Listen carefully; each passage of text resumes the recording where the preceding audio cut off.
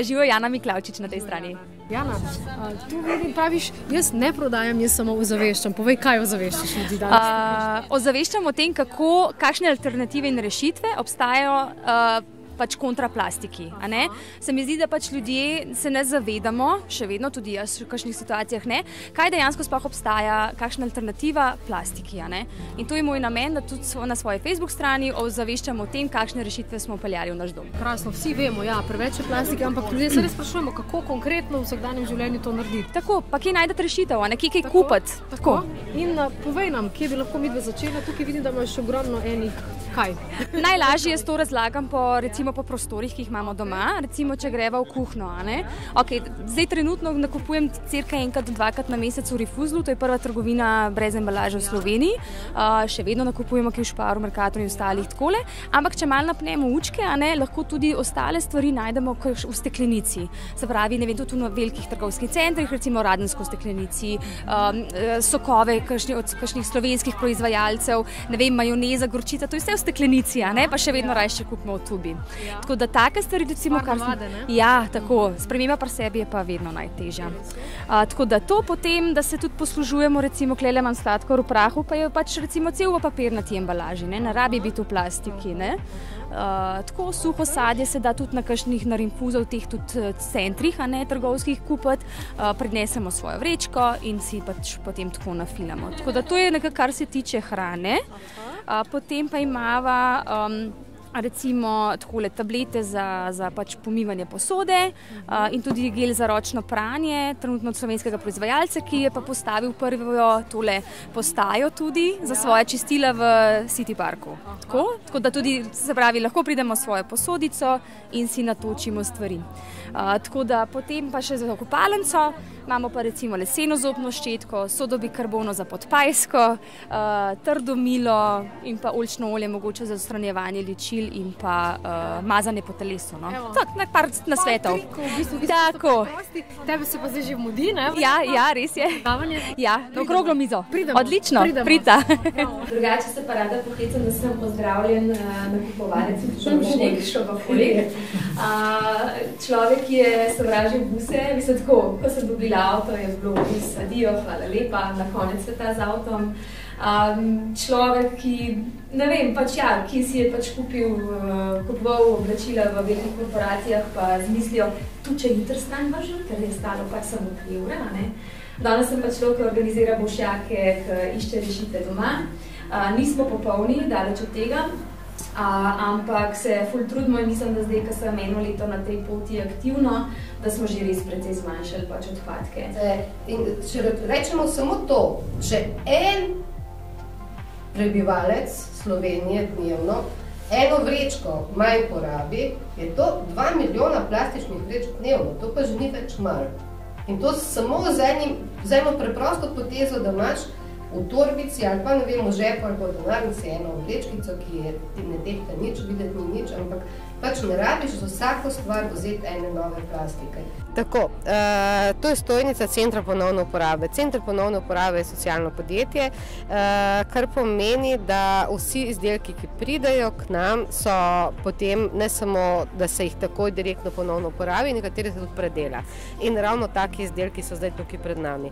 Mi imamo na primer, ne vem, torbe iz starega džinsa in to so lahko recimo hlače, ki imajo spode strgano hlačnico, ampak še vedno to ne pomeni, da jih moramo vreči proč, ampak da lahko iz njih nekaj naredimo. In iz tega primera smo naredili torbo. Ta naslednji nahrbtnik je iz stare cerade, ki jih imajo iz cerade, to so te, ki jih imajo tovrnjaki ali pa te, no in potem te cerade se operejo, se uredijo in se iz njih naredijo lahko nahrbtniki. Tako da probamo vse te materiale, recimo, to je tudi ta, za vse tiste, ki še ne spoznajo. Temu se reče zavesna vrečka in zavesna vrečka je vrečka iz starih zaves. Seveda je zavesje zato, da je čim lažja. Uporabljamo jo pa pri nakupovanju zelenjave. Ker mi s temi, ko za vsako jabolko, ki ga kupimo, ali pa za vsak korenček, ko vzamemo novo vrečko, delamo nehote zelo veliko okoljsko škodo. In ravno ti predmeti so taki, da lahko z njimi nekako pomagamo.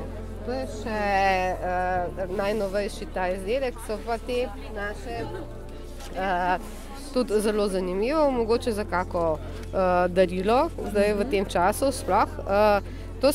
Gre za ravno tako zavesna vrečka, ki jo kasneje lahko uporabimo za nakup zelenjave. Noter imamo pa 2 biorazgradljiva lončka, ki jih lahko usadiš direktno v zemljo, pa raste potem naprej, ali pa se potem, tudi če se proč vrže, se razgradi in ni okoljsko škodljivo. Noter sta 2 glineni kroglici, v katerih sta semena in semena ljubljanske ledenke, slovenske avtohtone sorte, ki je skoraj izumrla in si jo lahko lepo v lončku pridelaš doma na oknu, na minimalnem balkončku, temu rečemo mini vrt. Vse, kar potrebujete, da bo to raslo, se najde noter v tej vrečki in to je videti tako. Seveda ste pa rekli tudi, da ne samo, da skrbite za okolje, ampak tudi za družbo, bom rekla, oziroma ljudi, ki so težje zaposljivi. Center ponovne uporabe je socialno podjetje, kot sem že rekla, in zaposluje težje zaposljive ljudi. Se pravi, ljudi, ki so morebiti invalidi ali pa so recimo zelo dolgo časa brezposelni, pa potrebujejo neko prehodno obdobje, da nekako se spet vključijo v ta sistem, v družbo in vse druge, ki tudi nekako težko dobijo službo.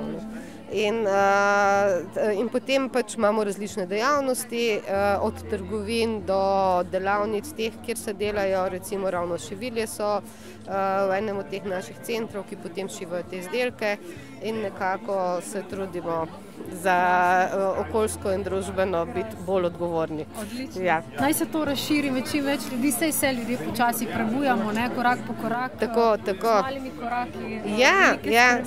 Seveda in nimamo več predsodkov. Najpomembnejši del se nam zdi ta, da je, kot sem že prej povedala na predavanju, v slovenski družbi še vedno velja predsodek, jaz sem zadosti bogat, da si lahko kupim novo. Zato ni nobene potrebe, včasih so lahko tudi stare stvari popolnoma lepe, recimo jaz bi tudi z veseljem imela svoj... Še moderni smo lahko. Tako, jaz bi z veseljem imela svoj laptop recimo v taki torbici ali pa, ne vem, nosila tak nahrbtnik za kako prosto dejavnost. Se pravi, nisi reven, če znaš predelati oblačila, ampak si celo in dan danes. Ne, mogoče si celo bogatejši, predvsem pa ti ostane več denarja in več časa.